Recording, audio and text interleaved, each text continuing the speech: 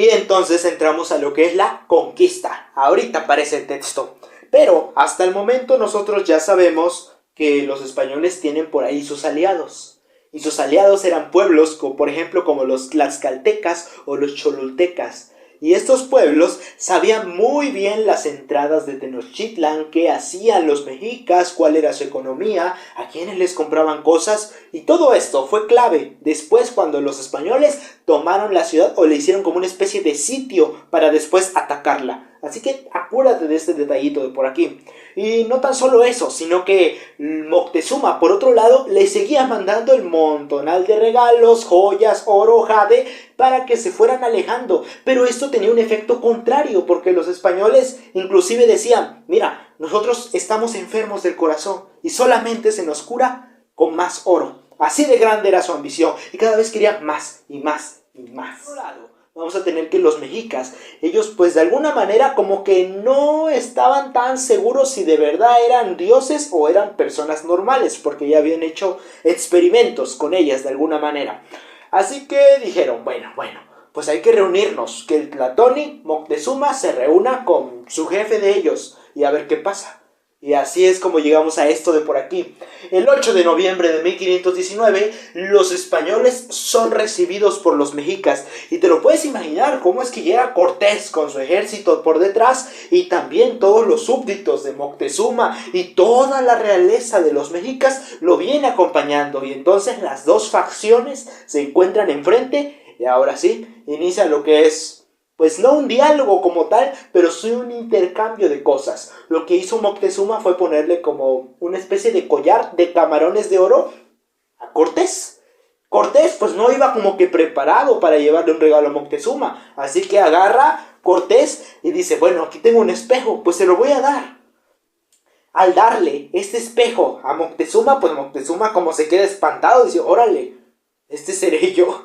Pues es que ellos ni siquiera conocían lo que era un espejo, no tenían ni idea de ¿qué es esto? Pues para ellos dicen, no, pues esto es de otro mundo, literalmente, esto no tiene, nunca se había visto en nuestro país, en nuestro continente. Así que pues se da ese pequeño intercambio y los mexicas deciden hacer lo siguiente, hospedaron a los españoles en el palacio de Atzacayazl, creo que así se pronuncia, que era un palacio lujoso, sagrado, y ahí les llevaban de comer, les llevaban todo. Y todo iba viento en popa, todo tranquilo, hasta que ocurre algo como de este estilo, ¿no? Haz de cuenta que Moctezuma llegó y les tocó la puerta y les dicen, oigan, pues como que se trata de comunicar con ellos. Los españoles pues no sabían bien cómo actuar, diciendo, no, pues ¿qué le digo a Moctezuma? ¿Qué hacemos? Y se les ocurrió tomarlo preso. Y entonces ahora ya tienen preso a Moctezuma en el palacio.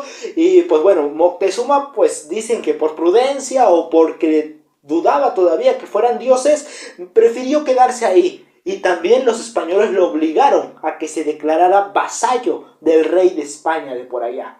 Y pues la población empezó como que a inconformarse porque dice, oye, aquellos desconocidos que si son mortales, tienen a nuestro Platón y él no hace nada, está totalmente pasivo ante ellos. Así que como que el pueblo se empieza a enojar, inicia ese descontento social en la población mexica hacia su Platón. Y bueno, como recordarás por ahí, Cortés se fue de Cuba desobedeciendo a Diego de Velázquez. ¿Esto le iba a traer consecuencias? Claro que sí. Tenemos por aquí que Diego de Velázquez mandó a un señor llamado Pánfilo de Narváez a apresar a Cortés. En ese momento le dice, Pánfilo, corre, ve y tráeme a Cortés, vivo o muerto, pero tráemelo por haber desobedecido mis órdenes. Inmediatamente Pánfilo de Narváez se va con sus hombres, sus barcos y órale, va directo a buscar a Cortés. De volada por ahí alguien le dijo a Cortés, oye, vienen por ti. Y no necesariamente vienen felices. Así que Cortés se le ocurre y dice, no, y entonces ahora ¿qué hago? Tengo aquí a Moctezuma, no sé qué cosa hacer. Entonces se le ocurre decir, mi amigo, mi mano derecha, Pedro de Alvarado. A ver tú, Pedro de Alvarado, quédate al mando. Aquí te encargo todo. Yo me voy a ir a combatir a Pánfilo de Narváez y a ver qué pasa, ¿no?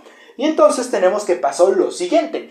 Como tal, quedó al mando, ahora sí te digo, Pedro de Alvarado, pero Pedro de Alvarado era un poquito más como que impulsivo en comparación de Cortés, y por ahí se estaba haciendo una pequeña celebración en un templo sagrado, e invitaron a los españoles, y los españoles los pusieron al frente, junto con la nobleza de los mexicas. Acuérdate, están los españoles junto a la nobleza, pero era una fiesta en la cual le estaban como que ofreciendo una especie de sacrificio a sus dioses que tenían ellos y se encargaban de matar gente por ahí. Entonces, al ver que estaban empezando a matar la gente, Pedro de Alvarado se espantó junto con los demás españoles y les empezaron a disparar y a matar.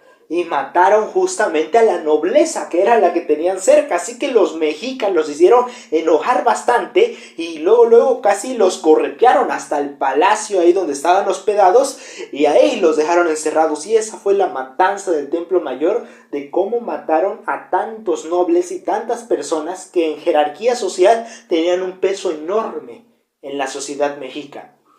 Por otro lado tenemos que Cortés derrotó a Pánfilo de Narváez porque le llegó de una manera sorpresiva y luego agarró con todos sus hombres a los demás y además de que les dijo, oigan, dejen a Pánfilo de Narváez, vénganse conmigo, si se vienen conmigo, pues el oro va a ser para todos nosotros.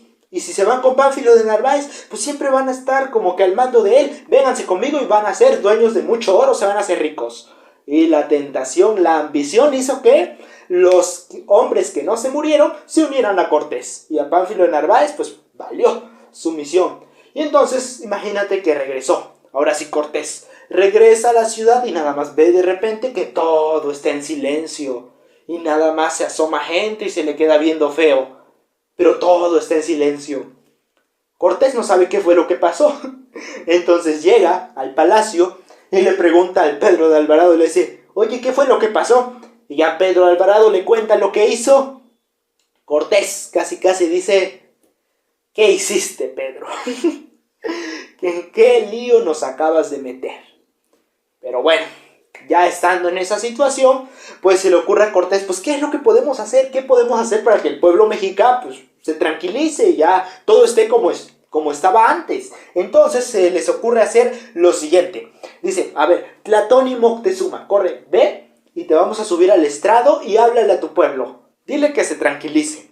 Entonces Moctezuma agarra, se sube y les empieza a hablar a su pueblo, que se tranquilicen. Pero el pueblo, yo te dije que estaba descontento. Y en ese contexto que pasaba el tiempo y los españoles hasta hicieron la matanza del Templo Mayor, la sociedad ya no le tenía fe ni creencia ni nada a su Tlatoani. Así que lo agarraron a pedradas, dice una versión, y ahí murió el Tlatoani Moctezuma. Ahora, el que tomaría el control sería el Tlatoani Cuitláhuac, y él empezó a dirigir como que una batalla en contra de los españoles. Así que ya no les llevaban comida, los tenían rodeados en ese palacio. Los españoles lo que hicieron fue tratar de escapar con todo el oro que tuvieran en su poder, agarrarlo, todo lo que se pudieran llevar e irse cuanto antes en una noche. Pero en cuanto se dieron cuenta que escaparon algunos españoles, los mexicas se pusieron atentos y dijeron, vamos a matar a todos los españoles que veamos. Y ahí fue la famosa Noche Triste, en la cual hubo muchas bajas, muchos los empujaban nada más, y porque traían oro, se iban hasta el fondo del lago y así murieron ahogados. Aquí es donde está la famosa leyenda de que Cortés lloró por ahí en un árbol. Y muy bien, entonces ya pasado todo esto de la Noche Triste y todo eso, ¿Cortés se iba a quedar con los brazos cruzados? Claro que no. Cortés lo que se le ocurrió ahora es decir, a ver, vamos a planear una estrategia. Vamos a agarrar y cortarle los suministros a la ciudad de Tenochtitlan. La vamos a sitiar. Y no solo eso, sino que también ya les trajimos la enfermedad de la viruela. Y los mexicas no tenían ninguna defensa ante esa enfermedad que era de Europa. Ellos no la conocían, así que eso diezmó a la población de los mexicas e hizo que fuera mucho más fácil después el ataque, el contraataque. Y bueno, tenemos que también Cuitláhuac murió por viruela y queda el último Tlatoani, Cuauhtémoc.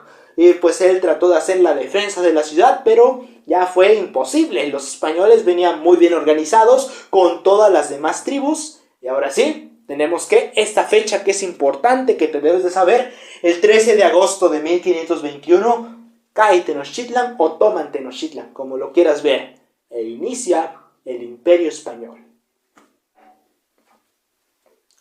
Y bien, entonces ya para finalizar vamos a resaltar lo siguiente. La conquista ahora sí se basó en nuestro territorio como que en dos ejes principales. La conquista material, que consistió en los golpes a la mala, a conquistar los territorios, y la conquista espiritual, que consistió en cambiar la ideología y la religión politeísta, o sea que creían en muchos dioses, por una religión monoteísta basada en el cristianismo. O sea, como la religión católica en estos tiempos, pero ahora sí llevada hacia toda la población en general.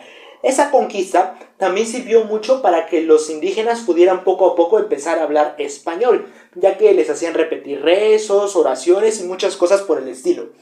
Cosas importantes que ocurrieron fue, por ejemplo, la primera misa que se ofició aquí en México fue con Fray Bartolomé de Olmedo, y también tenemos por ahí una institución importantísima que debemos de saber cuál era su papel, la Santa Inquisición, que descubría y castigaba ofensas en contra de la doctrina católica. Doctrina es un conjunto de ideologías, o sea, todo el que estuviera en contra del catolicismo, hablara mal o simplemente no lo practicara, estaba en contra, y la Santa Inquisición lo castigaba, y lo castigaba con cosas severas, muy duras. Si quieres puedes investigar acerca de los castigos que hacía la Santa Inquisición. Y bueno, como tal vimos a bastante detalle más o menos el proceso de la conquista. Y no es porque sí, sino que el tema de verdad lo amerita. Y yo si fuera tú me pondría a memorizarme bien esas palabritas que puse en morado y en azulito en ese orden cronológico. Además de que estos videos, acuérdate que son una herramienta más de estudio que vas a tener. Que a lo mejor tienes una guía. Sí, la guía la checas y lo puedes ir leyendo y la información te la va a dar así. Pero lo que importa también es que con estos videos la complementes para que puedas tener ese contexto y lo entiendas y lo retengas todavía más tiempo porque unes las ideas. Así que si te gustó este video recuerda, dale like, suscríbete a este canal, activa esa campana de notificaciones, hay otras listas de reproducción y nos vemos en el próximo video.